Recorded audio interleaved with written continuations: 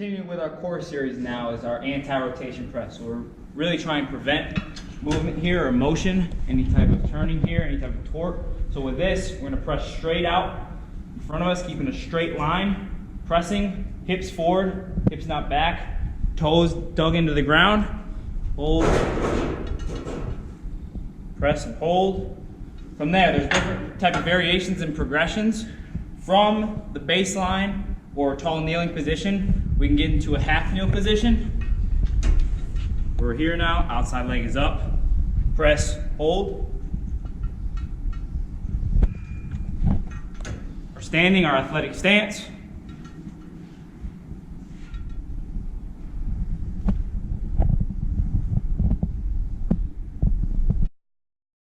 When you're down, arms parallel, keeping a flat back, you're trying to pull, so you're pulling your toes and your elbows together, staying locked, making sure that you're breathing, head's just staying relaxed. That's front plank. Again, we're not doing this, we're not seeing this, locked in low. The progression of the front plank is we're gonna add in a reach. So same cues when you're getting into the plank, arms are parallel, you're keeping solid control with your core. If you want more challenge, you can bring your feet together. If you want less of a challenge, you can bring your feet further apart. Once you're in the plank, you're gonna try and reach forward. So you're gonna reach, control, really focusing an emphasis on the hip control and core control. Side plank. Focus is you wanna make sure that your hips are together. They're in line here. You don't wanna be falling forward. You're gonna be in control of your core, bringing your hips up in line. You could either keep your arms here, keep hands up, you can bring your feet up.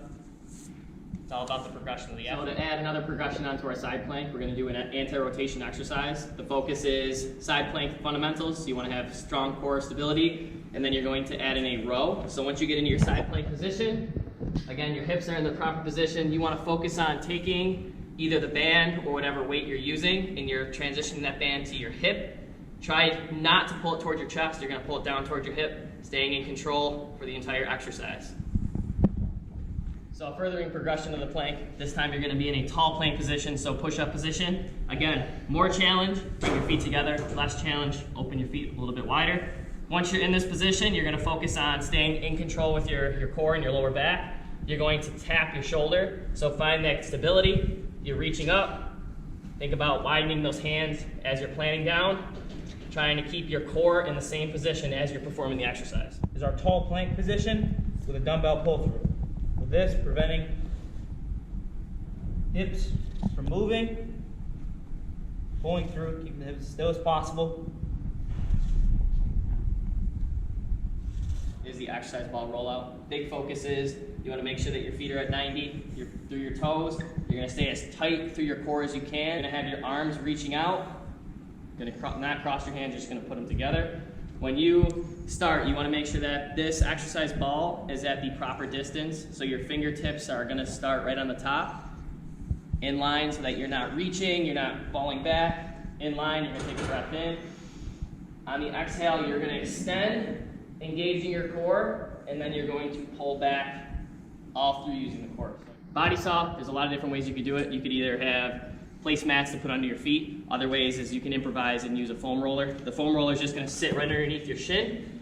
Once you're in line, just as you would with the plank, you're keeping arms parallel, cores engaged. You're going to navigate your way back and forward. You can either point your toes, pull your toes if you have the room, and you're just body sawing back and forth. Staying in control, focusing on your breathing. You're going to be the Swiss ball dead bugs. So you're going to start with your knees 90 degrees. You're going to relax on the floor, making sure that your lower back is pressed into the ground so your rib cage is pushing downwards. You're going to start with your arms. You can keep your hands either touching with your pinky finger, or you can have a flat hand. When you extend out, you're going to go opposite arm, opposite leg, staying in control, really focusing on your breathing, focusing on that lower back staying tight with the floor. So you're extending,